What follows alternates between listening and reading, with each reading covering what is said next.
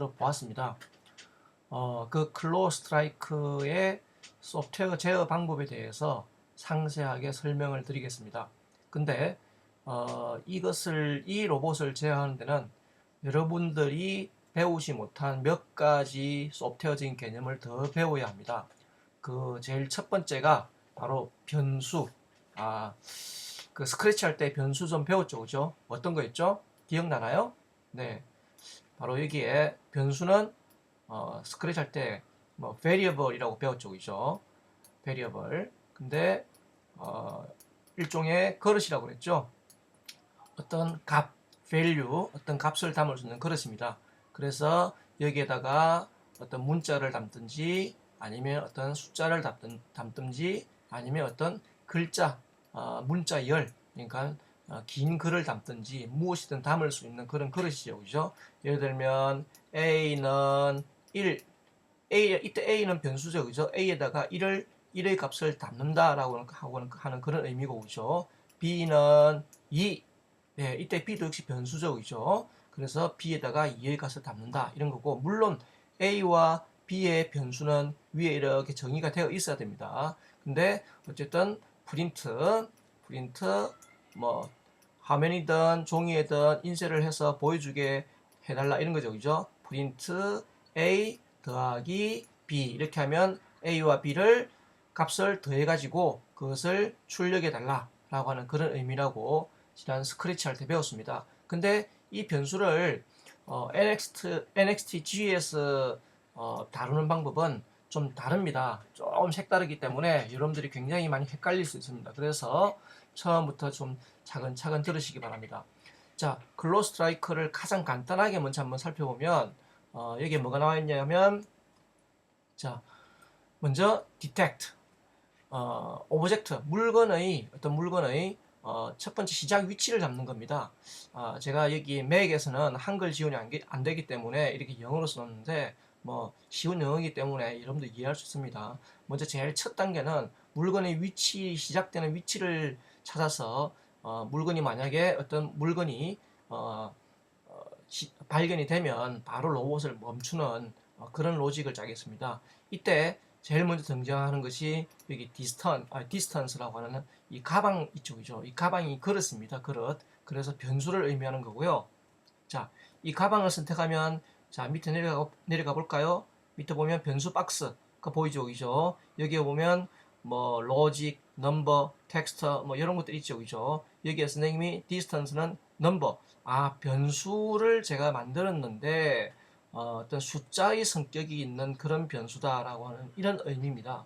그러면 변수를 어떻게 만들까요? 그거는 요 위에 보면 파일 있죠, 그죠? 파일, 에디트, 툴, 여기 세 개의 메뉴가 있는데, 여기에서 에디트에 보면 define variable, 이게 변수를 정의한다고 하는 그런 의미입니다.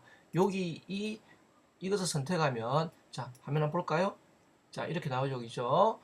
변수에 대해서 이렇게 선언하는 겁니다. 그래서 만약에 create 하나 만들자, 그러면 이렇게 눌러놓고 변수 이름을 예를 들어서 variable cm를 나타내는 변수, 그리고 로직이냐 넘버냐 텍스트냐 하는 세 가지 의미를 줄 수 있는데, 요 변수가 로직은 뭐냐 그러면 참 거짓을 말하는 그런 변수를 말하는 거고, 넘버는 방금 배웠죠, 그죠? 숫자를 담을 수 있는, 음수도 포함됩니다. 마이너스 포함돼서 숫자를 담을 수 있는, 또는 뭐 분수, 소수 다 포함됩니다. 분수는 표현할 수 없지만 소수로 표현할 수 있죠, 그죠? 이런 숫자를 담을 수 있는 변수고, 텍스트는 뭐냐 그러면 글자입니다. 글자. 뭐 예를 들어서 뭐라고 할까요? 우리가 일반적으로 말하는 이런 말 있죠, 그죠? 뒤에다가 표시는 안녕하십니까, 헬로, 뭐 이런 거를 담을 수 있는 그런 변수를 선언하는 겁니다.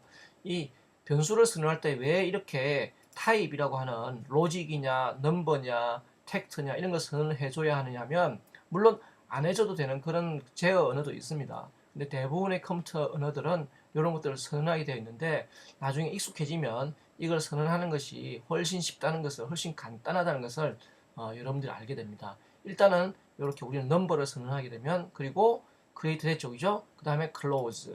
자, 그리고 다시 화면 들어와서 변수를 한번 열어보면 밑에 보세요. 방금 선언한 variable cm이라고 하는 것이 여기 이렇게 딱 정리되어 있죠. 그죠? 여기 이렇게. 그죠?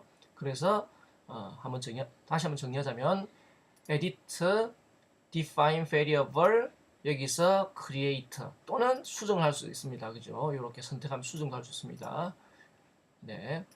그리고 변수를 선언하게 되면 여기 나오고요. 이런 변수 박스는 Advanced 탭에서 보면 여기 제일 밑에 그 위이군요. 그 위에 보면 변수가 있죠. 그죠? 물론 변수 옆에 열쇠고리가 달린 거는 변수 중에서도 좀 특별한 성격이 있는 절대 변하지 않는 변수, 상수라고 하는 그런 개념입니다. 나중에 한 번 더 배울 거고요. 자, 여기서 선언하면 되고요. 그래서 이 변수를 처음에는 선생님이 0을 써줬습니다. 물론 이 과정은 없어도 되지만은 이것은 아마 선생님의 습관입니다. 자, 어쨌든 지금 요건 선생님 실수했죠. 그죠? 요거 바뀌었습니다. 요렇게 바꾸고요. 자, 그 다음에 0.5초 대기했다가요. 시작원을 간단하게 울리고 그리고 B 모터와 C 모터를 반대 방향으로 돌린다는 말은 로버트가 이렇게 제자리에서 도는 거죠. 그죠? 물론 이것을 모터에 있는 속성을 써서 모터에 있는 스티어링을 써도 됩니다. 여기 모터에서 여기 스티어링 있죠. 그죠? 요걸 이렇게 조작해도 되지만 그것보다는 선생님은 무브 블록에서 이렇게 선택해도 되지만 그것보다는 선생님은 모터 블록 각각을 이렇게 제어하기로 했습니다. 그러면 B와 C가 B가 먼저 돌지만 거의 동시에 이 시간은 우리가 느낄 수 없다고 그랬죠. 그죠? 동시에 B와 C가 반대 방향으로 돌면서 제자리에 로봇이 스핀 회전을 하게 됩니다. 그죠? 자, 그 다음에 또 여러분들이 헷갈리는 이제 자, 여기에 이렇게 루프 안에 요건 압니다. 그죠? 예, 소닉 센스입니다. 4번 포트에 소닉 센스가 어떻게 되어 있냐면 조건이 네, 60cm, 60cm보다 작은 것을 인식하는 겁니다. 그죠? 예, 소닉 센서가 60cm 이하를 인식하고 그 다음에 인식이 되면 변수에다가 이렇게 넣어주게 됩니다. 이렇게 변수에다가 인식된 거리죠. 그죠? 거리, 인식된 거리를 변수의 값에다가 입력해주고 되고 데이터 허브로 연결했죠. 그 다음에 이 변수는 그 값을 처음 보는 블럭이다. 그죠? 이 블럭은 뭐냐 그러면 range라고 하는 블럭입니다. 무슨 말이냐면 어떤 범위를 지정해 주는 겁니다. 어디서부터 어디까지인지 아닌지 참 거짓을. 예를 들어서 이 지금 소닉 센서는 60cm 이하의 물건을 찾겠는데 거기서 그 60 뭐 다양하지 않습니까? 로봇이 저 멀리 있는 물건을 인식할 수도 있고 또는 가까이 있는 물건을 인식할 수 있는데 그 인식한 물건까지의 거리가 만약에 이 레인지 만약에 여기 지정이 되어 있죠. 10과 50 사이입니다. 인사이드죠. 그죠? 인사이드.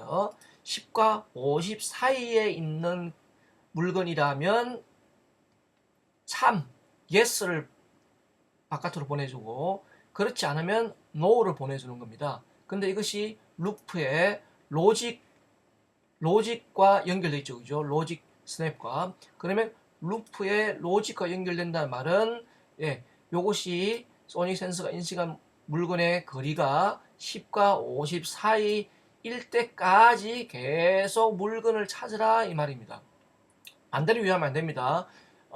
여기 NXTG라고 하는 프로그래밍 제어하는 프로그래밍이 좀 약간 다른 언어들하고 다른데 이게 반대로 인식하면 안 됩니다. 10과 50 사이에 있을 때까지 나올 때까지 계속 물건을 찾는 겁니다. 그러니까 너무 가깝거나 또는 50을 넘어서기엔 너무 멀리 있는 물건들은 인식을 않겠단 말이죠. 그죠? 그런 건 통과 그냥 패스하고 10과 50 사이에 있는 물건들만 인식해서 만약에 물건이 찾아지면 이 루프를 벗어나는 겁니다. 그러면 그 다음에는 띵동댕 찾았다고 하는 걸로 넘어가는 거죠. 무슨 말인지 아시겠죠? 그죠?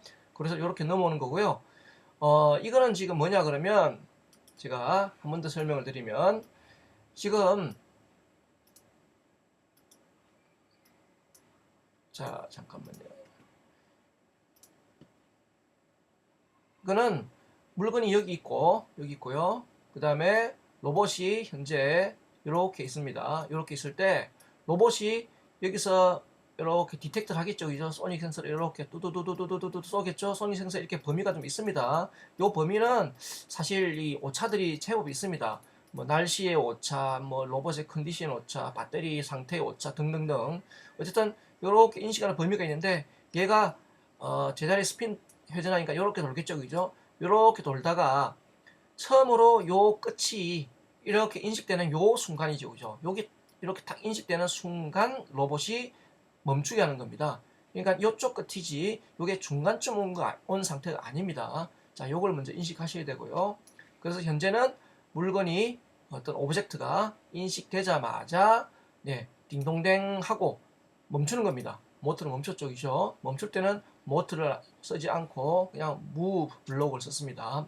근데 여러분들 주의할 게 뭐냐 그러면 딩동댕 멈추는 이 음악 소리 낼 때 선생님 밑에 보면 자, wait for completion 체크 안 했죠, 그죠? 이게 왜 중요하냐면 물건을 보자마자 로봇이 멈춰야 됩니다. 근데 음악 소리를 먼저 나오는데 wait for completion을 체크해버리면 이 음악 소리가 끝날 때까지 계속 회전하는 겁니다. 그러면 네, 좀 더 많은 모터의 회전 시간이 좀 더 많아지겠죠, 그죠? 그러면 생각보다 긴 시간을 모터가 회전하게 되는 겁니다. 예를 들어서 여기서 이렇게 뿅 가다가 여기서 멈춰야 되는데 음악 소리가 나는 거를 음악 소리가 날 때에도 계속 돌게 되면 이게 이렇게 퍼스날 수도 있죠, 그죠? 그러니까 이, 이 음악 소리를 제어할 때 wait for completion을 어떻게 제어할 건지 신중하게 판단하고 결정을 해야 됩니다. 자, 어쨌든 음악 소리를 나는데 나자마자 바로 다음으로 넘어가는 거죠, 그죠? 넘어가서 멈추고 그리고 디텍터 했다는 것을 알려주고 그 다음에 지금 거리가 얼마인지를 출력을 하는 겁니다. 출력하는 것은 지난 시간에 배웠죠, 그죠? 배운 거 한번 열어보면 네, 숫자를 받아가지고 문자를 바꿔서 화면에 출력하고 3초 동안 보여주는 거. 이건 익숙하죠, 그죠? 제가 마이블로그로 정했습니다. 자, 어쨌든 이런 과정을 통해서 기본적으로 물건의 시작점에서 인식해서 멈추는 이런 로직을 완성했습니다. 다음 시간에는 좀 더 복잡한 단계를 가지고 한 3단계 정도로 나누어서 이 로직을 완성하도록 하겠습니다. 한 시간 했습니다, 그죠? 그 다음에 어떤 물건의 end distance 마지막까지 거리까지도 이제 그러니까 시작점 물건이 있을 때 이렇게 물건이 있을 때 시작점과 끝점을 인식해서 시작점의 위치와 끝점을 인식한 물건의 거리를 이렇게 같이 보여주는 겁니다. 무슨 말이냐 하면 소스에서 제가 한번 더 설명을 드릴게요.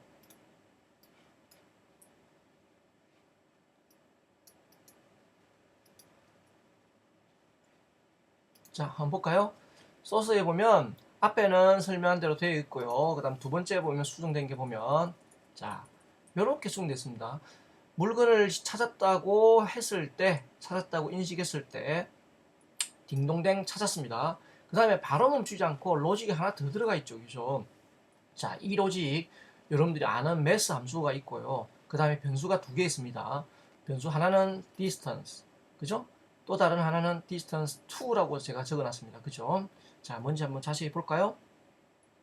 요거는요, 앞에 물건을 찾고 나서 그 다음에 모터가 계속 회전합니다. 그죠? 멈추지 않았으니까요. 어디에 멈추냐면 요 두 번째 루프를 지나서 이쪽에서 멈추게 되겠습니다. 그죠? 자, 물건을 인식해서 범위 안에 10에서 50 사이에 있는 범위 안에 물건이 인식되면 빠져나오고요. 앞에 전 단계 루프를 빠져나오고요. 그리고 딩동댕 찾았습니다. 알려주고요. 그리고 다시 한번 루프로 옵니다. 이게 뭐냐면 다시 물건을 찾죠, 그죠? 물건을 찾는데 그 다음에 보세요. 디스턴스, 이게 연산합니다. 앞에 있는 디스턴스가 두 번째로 가고요. 그 다음에 다시 물건을 찾은 것의 위치가 A로 들어갑니다. A로, 그죠? 그 다음에 동시에 이것을 distance 2라고 하는 변수에 저장해 줍니다. 사실은 distance 2는 크게 중요하지 않습니다. 왜냐하면 제가 두 번째 인식한 거리가 얼마인지를 알기 위해서 확인용으로 만들어 놓은 변수일 뿐입니다. 자, 어쨌든 요 매스 함수는 뭐냐 그러면 보세요. A에서 들어온 값이 B에 들어온 값보다 더 큰지 작은지를 비교하는 건데 여기서는 더 큰지를 확인하는 거죠, 그죠? 그래서 요 결과가 이렇게 루프로 돌게 되어 있습니다. 무슨 말이냐면 처음에 인식한 거리가 디스턴스에 저장되어 있고 처음에 인식한 거리가 만약에 30이었다. 그리고 모터가 계속 돌기 때문에 다시 로봇이 계속 진행합니다. 이제 계속 회전합니다. 그죠? 그렇게 회전하는데 이제 두 번째 30보다 더 큰 거리가 인식되었어요. 더 큰 거리. 이 더 큰 글이라는 것은 뭐냐 그러면 제가 그림으로 설명드릴게요. 물건이 여기 인식됐죠, 그죠? 로봇이 이렇게 돌아가 가지고 잠깐만요.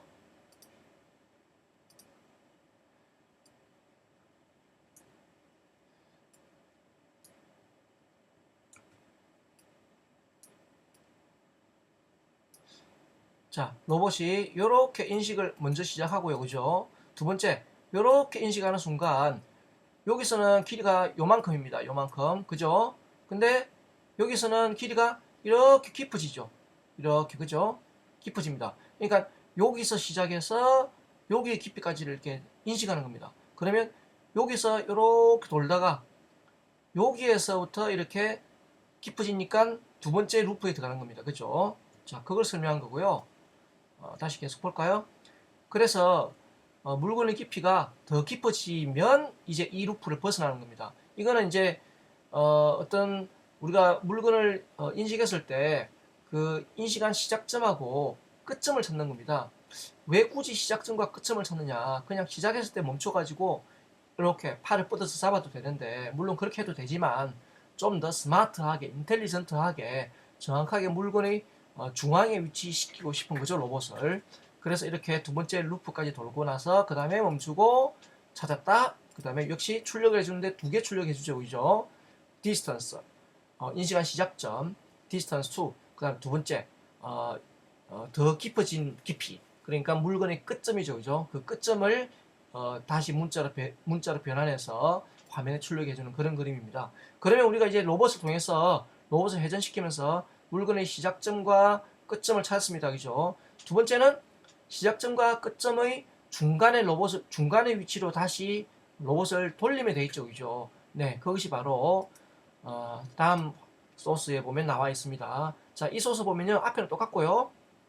두 번째 물건을 찾습니다, 그죠? 물건의 시작점을 찾고, 그 다음에 두 번째 루프에서 물건의 끝점을 찾는데 그 앞에 뭐가 들어갔냐면, 네, 로테이션 센스가 들어가 있죠, 그죠? 이 로테이션 센스는 이제 물건을 찾았을 때부터 물건의 끝점까지의 회전수를 계산해 가지고 그것을 정확하게 반을 나누면 딱 중간에 돌아오지 않습니까? 이제 그 로직을 위한 겁니다. 즉, 한 번 더 그림으로 설명드리면,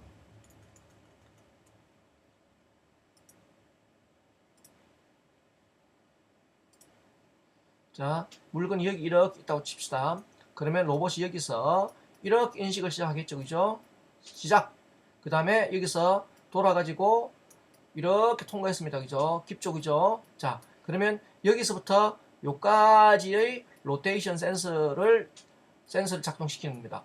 그러면 여기서 다시 요만큼 반만 탁 들어오면 정확하게 로봇이 중간에 위치하지 않습니까? 바로 이런 로직을 구현하려는 거지요. 이해하시겠습니까? 네. 다시 돌아왔어요. 여기서 로테이션 센스를 리셋을 시켰고요. 밑에 보이시죠? 리셋. 그 다음에 여기서 이렇게 왔을 때 딩동댕 멈추고 딩동댕 찾았습니다. 로테이션 센스를 이제 읽쪽이죠. 밑에 보시면 이렇게 읽게 되어 있습니다. 그죠?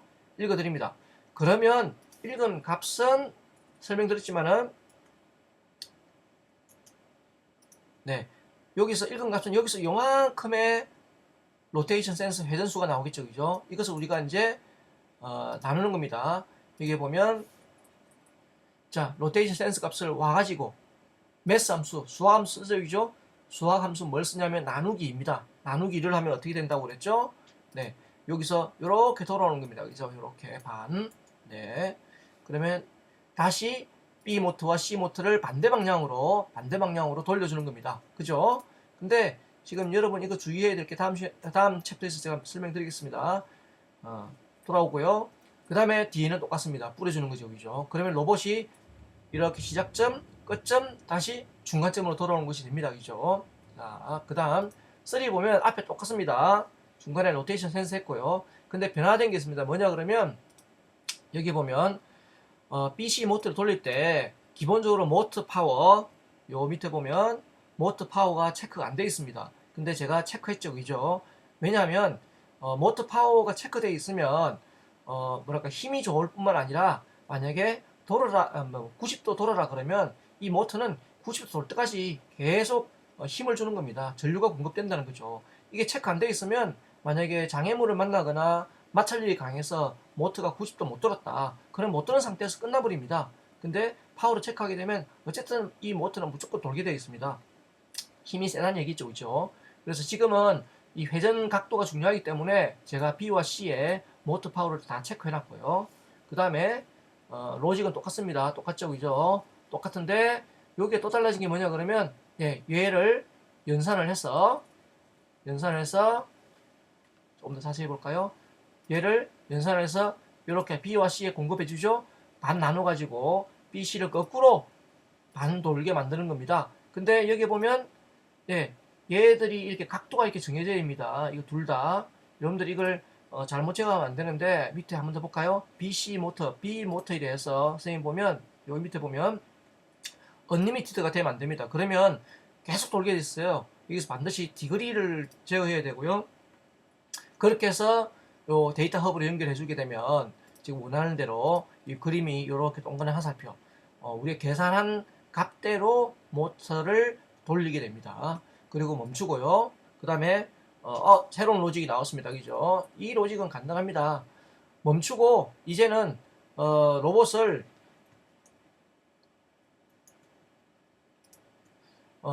찾았어요. 자, 여기서 이제 로봇이 물건을 이렇게 찾았어요. 그죠? 물건을 찾았으면 로봇은 여기서 이 거리가 팔이 뻗을 수 있는 거리여야 되죠. 그죠? 그래서 지금 33cm를 팔의 길이를 했는데 이 거리만큼 가까우면 뒤로 빠져야 되고 그 다음에 너무 멀면 앞으로 가야 되죠. 그죠? 이제 그 로직입니다. 여러분들이 이 로직은 앞에서 해본 경험이 있기 때문에 쉽게 이해할 겁니다. 이제 세 번째 루프가 아니라 스위치문에서 뭐냐면 소닉 센서를 한 번 더 작동을 시켜가지고 이 거리가 여기 나오죠. 그죠? 33cm보다 작은지 큰지를 판단합니다. 그래서 33cm보다 작으면 무브 블럭을 써가지고 33cm가 될 때까지 그죠? 될 때까지 무브 블럭을 돌립니다. 그러면 모터가 돌겠죠. 그죠? 만약 33cm보다 크면 반대로 돌려야 되겠죠. 앞으로 가는 거죠. 그죠? 그래서 33cm가 보다 작을 때까지 나오는 겁니다. 이 로직을 만약에 무한루프 돌려버리면 여러분들 메롱메롱 로봇처럼 로봇이 33cm 거리에서 왔다 갔다 계속 지나가게 됩니다. 근데 이게 무한루프가 아니잖아요. 그죠? 무한루프가 아니기 때문에 한번 거리를 재어서 소닉 센서가 거리를 재어서 확인한 다음에 모터가 33이 될 때까지 움직이는 그걸로 끝이 나는 겁니다. 근데 해보시면 알겠지만은 정확하게 33으로 이동하지 않습니다. 33보다 조금 작거나 33보다 좀 클 수 있습니다. 근데 무한루프가 아니라 한 번 작동하기 때문에 멈추는 겁니다. 무슨 말인지 아시겠죠? 그죠? 그 다음에 자 멈추고요. 그 다음에 요 C는 로봇 팔이 오른쪽에 있기 때문에 로봇 팔이 정확하게 로봇의 중간이 아니라 오른쪽에 있기 때문에 약간 왼쪽으로 회전을 시켜주는 겁니다. 이 각도는 임의로 여러분들이 경험으로 측정을 하셔야 되고요. 그 다음에 팔을 뻗어서 그 다음에 접게 됩니다. 이거는 공격, 그 다음에 팔을 딱 접는 거죠. 그죠? 네, 이까지가 여러분들이 클로스 스트라이크를 제어하는 로직이고요. 로직이 좀 복잡하고 어렵지만 자꾸 영어처럼 로직을 읽다 보면 컴퓨터도 마찬가지로 언어기 때문에 익숙하게 됩니다. 여러분들이 한 번 더 자세히 보시고요. 그리고 여러분들 스스로 한번 짜 보시기 바랍니다. 네. 마지막으로 로봇을 보면 제가 로봇 지금 화면에 나오죠, 그죠? 이 로봇이 보면 여러분들한테 보여드린 그 빌딩 인스트럭션 따라서 만들어진 게 아니고 좀 수정했습니다. 경험해봐서 알겠지만은 로봇 팔을 뻗게 되면 이게 좀 로봇 팔을 잡고 있는 축이 하나밖에 없기 때문에 많이 불안하고 흔들립니다. 이것을 잡기 위해서 엑셀 축과 그 다음 빔을 이용해서 로봇의 팔을 좀 안정적으로 변형을 했습니다. 여러분도 스스로 여러 가지 방법으로 로봇 팔을 안정적으로 잡을 수 있는 방법 그리고 팔의 무게 이런 것들을 좀 창의적으로 개발하셔야 로봇이 안정적으로 공격을 하고 팔을 접을 수 있습니다. 그것은 제가 참조적으로 이렇게 사진과 영상을 보여드리니까 여러분들이 스스로 자기에게 맞게 잘 조작해 주시기 조립을 완성해 주시기 바랍니다. 네, 수고하셨습니다. 어려운 과정이었습니다. 백문이 불여 1타입니다. 감사합니다.